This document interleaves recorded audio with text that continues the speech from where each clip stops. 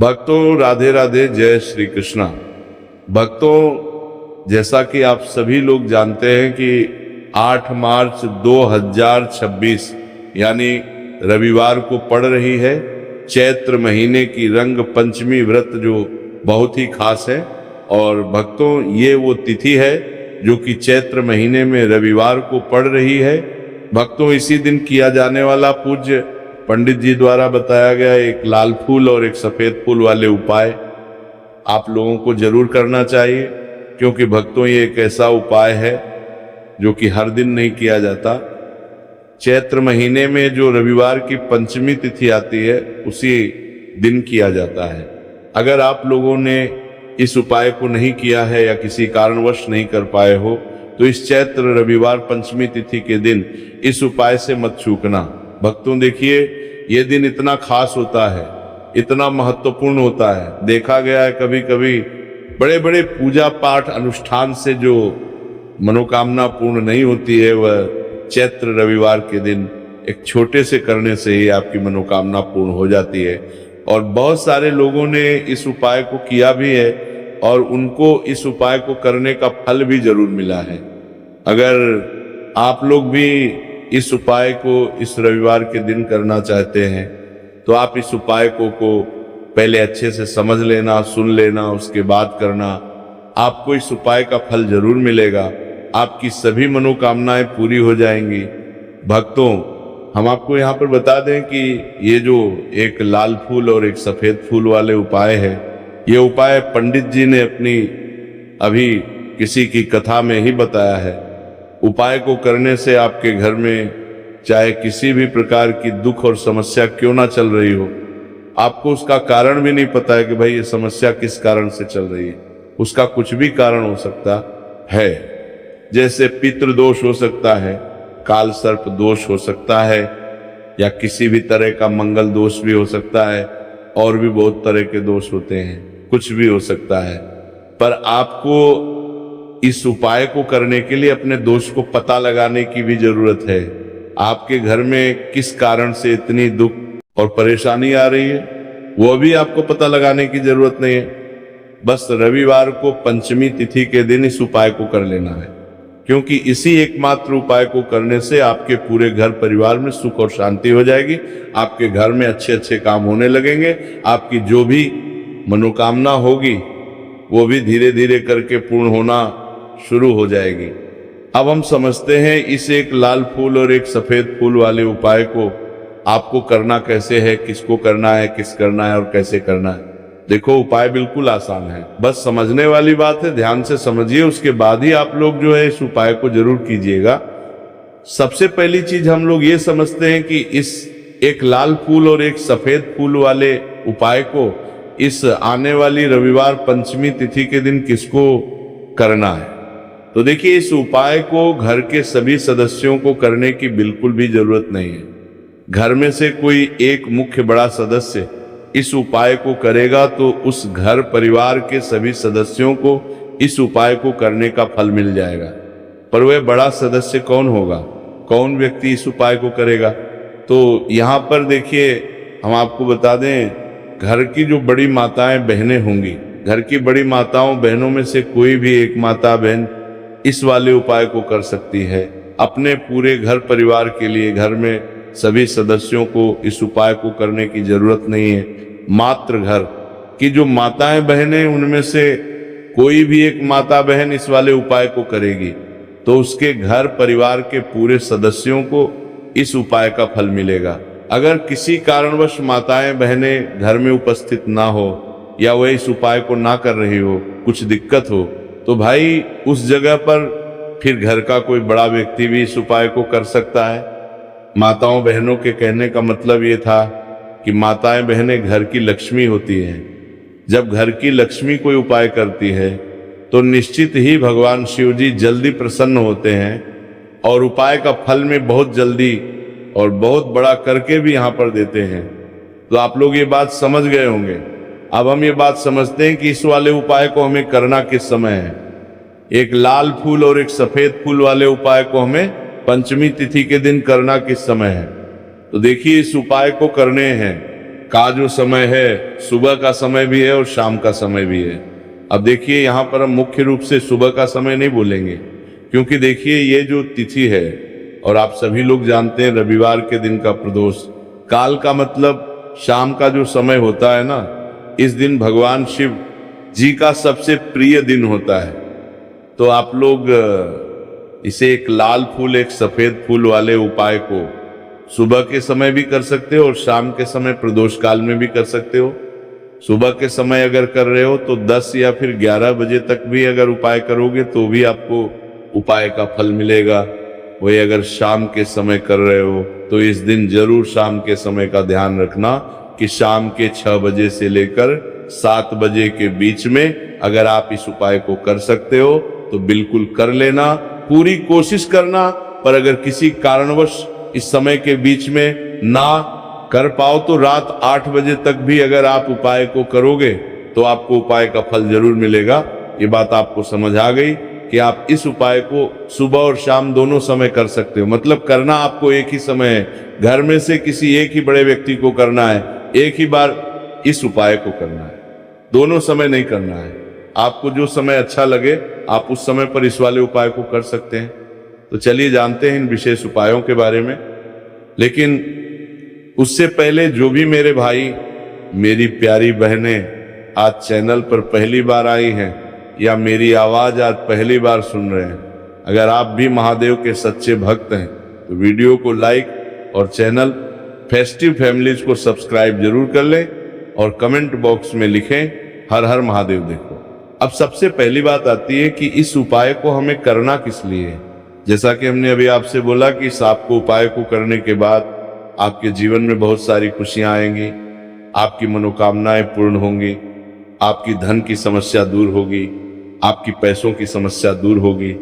अब देखिए अगर आप लोग सोच रहे हो कि भाई हमें अपना घर बनाना है पर घर बनाने के लिए पैसा नहीं है, हमें गाड़ी लेना है पर गाड़ी लेने के लिए पैसा नहीं है, हमें जमीन लेना है पर जमीन के लिए पैसों की कमी पड़ रही है, अगर ऐसी ही दिक्कत परेशानी या किसी भी तरह की धन से जुड़ी हुई समस्या या पैसों से जुड़ी हुई समस्या अगर आपके जीवन में चल रही है तो ये उपाय निश्चित ही आपके जीवन में मतलब बहुत सारे मतलब फल लाकर दे सकता है।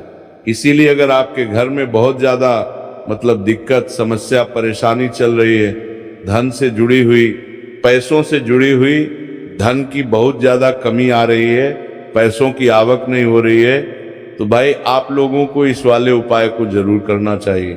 घर में से किसी एक भी बहन व्यक्ति को अब इस उपाय में करना क्या है वो सबसे पहले हम लोग जान लेते हैं।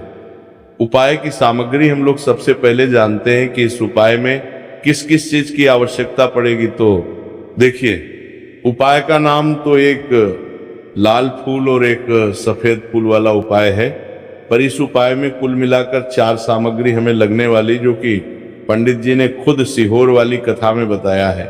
और जो हम आपको उपाय बताते हैं वो पंडित जी द्वारा बताए गए होते हैं, अलग से हम कुछ भी नहीं बताते हैं। तो यहाँ पर हम लोग समझते हैं कि इस उपाय की सामग्री क्या है। तो देखो उपाय की जो सामग्री है वह 4 सामग्री है, जिसमें से सबसे पहली सामग्री है एक बेलपत्र।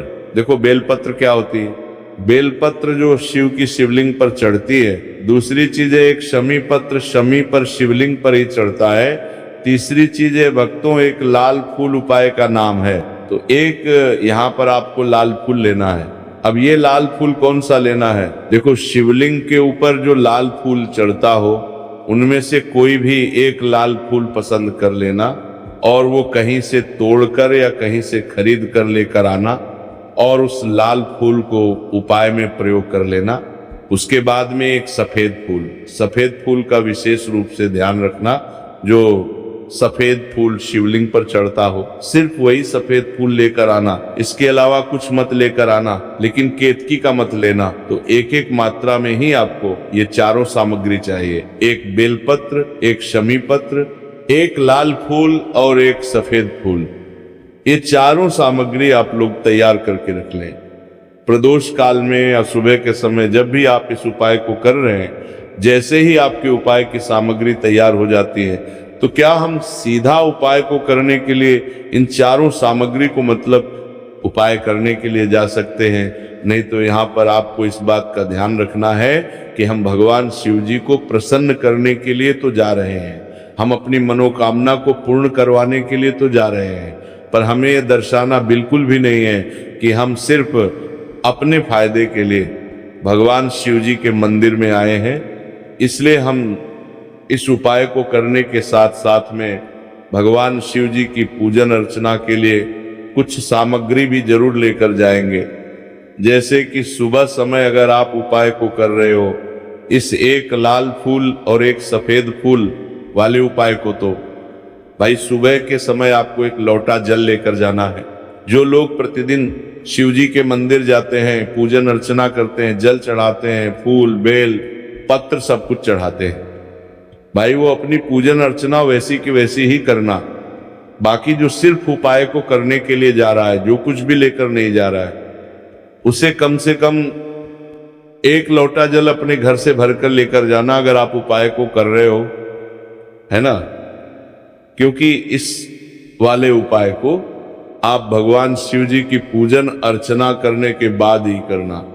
वहीं अगर बात करें शाम के समय की, अगर कोई व्यक्ति शाम के समय प्रदोष काल में इस वाले उपाय को कर रहा है तो भाई आपको मात्र एक घी का दीपक तैयार करना है। ये बात हम हमेशा बोलते हैं। शाम के समय प्रदोष काल में कोई कर रहे हो ना, तो दीपक का विशेष महत्व होता है। रविवार पंचमी तिथि, जिनका प्रदोष काल में जो भी व्यक्ति दीपक जलाता है ना भगवान शिव जी के मंदिर में, भाई उसके जीवन से सारी दुख और परेशानियां भी दूर होती हैं। तो भाई इस दिन दीपक का विशेष रूप से ध्यान रखना आप लोग। अगर आप इस उपाय को शाम के समय प्रदोष काल में कर रहे हो, है ना, ये जो दीपक आप लोगे, ये आटे का लोगे, जो आटा आप गूंद दोगे, उसके अंदर कुछ भी मत डालना, मात्र सादा आटा लगाकर उसे तैयार कर लेना और एक मीडियम साइज का दीपक तैयार कर लेना। दीपक ना ज्यादा छोटा हो ना ज्यादा बड़ा हो, है ना।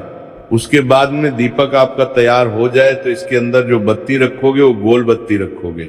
देखो गोल बत्ती भी दो तरह की होगी, एक बाजार की और एक घर वाली। तो कोशिश करना अपने घर में जो रुई रखी हुई है उस रुई से आप लोग एक गोल बत्ती अपने ही हाथों से बनाओ।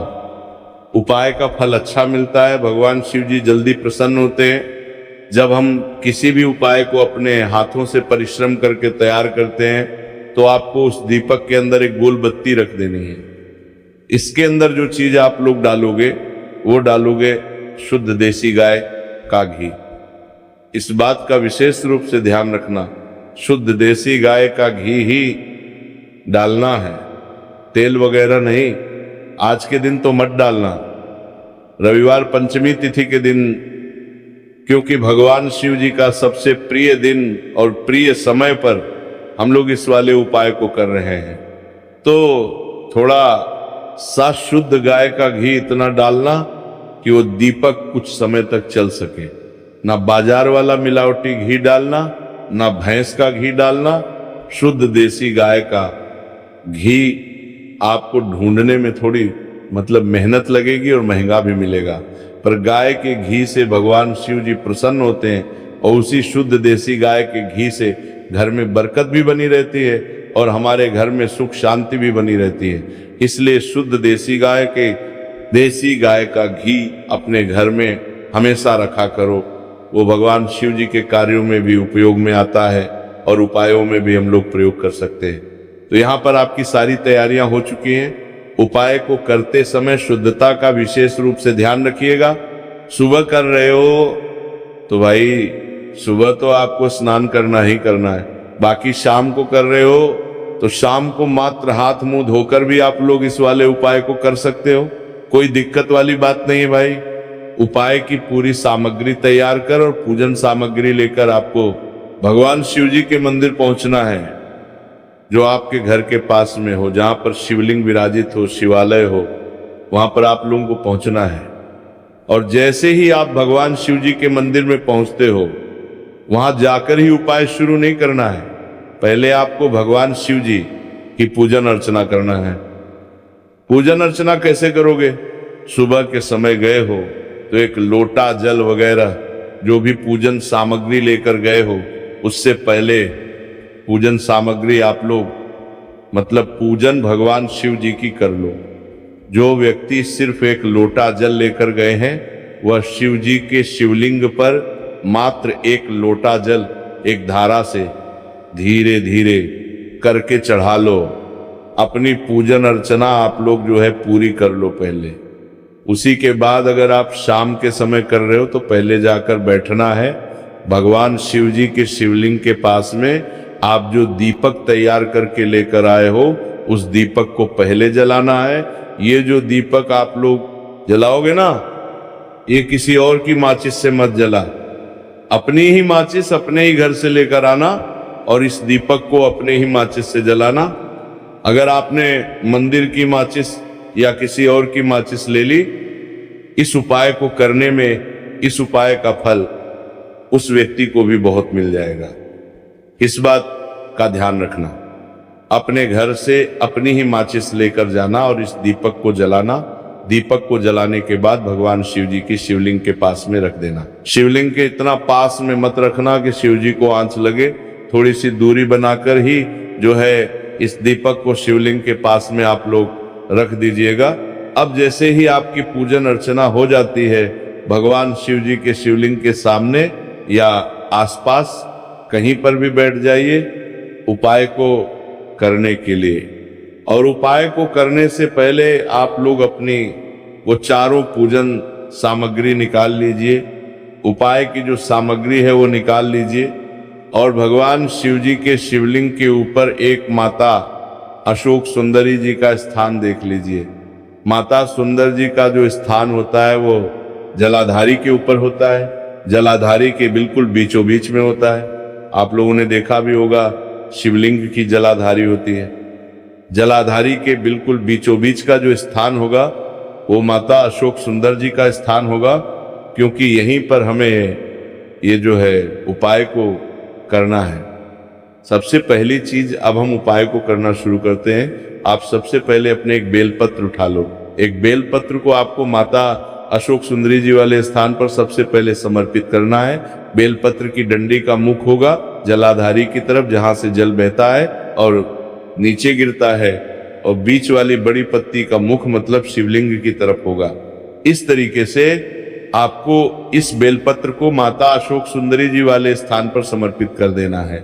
उसके बाद में अपनी एक शमी पत्र उठा लो जो आप उपाय के लिए लेकर आए हुए हो। शमी पत्र को उठाकर शमी पत्र की भी जो डंडी का भाग होगा वो जल की तरफ करके, जहां से जल बहता है नीचे गिरता है उस तरफ करके, और पत्ती वाला भाग शिवलिंग की तरफ करके इस शमी पत्र को भी उस बेल पत्र के ऊपर आपको समर्पित कर देना है। समर्पित करने के बाद अब आप ले लो अपना एक लाल फूल जो आप उपाय को करने के लिए लेकर आए हुए हो।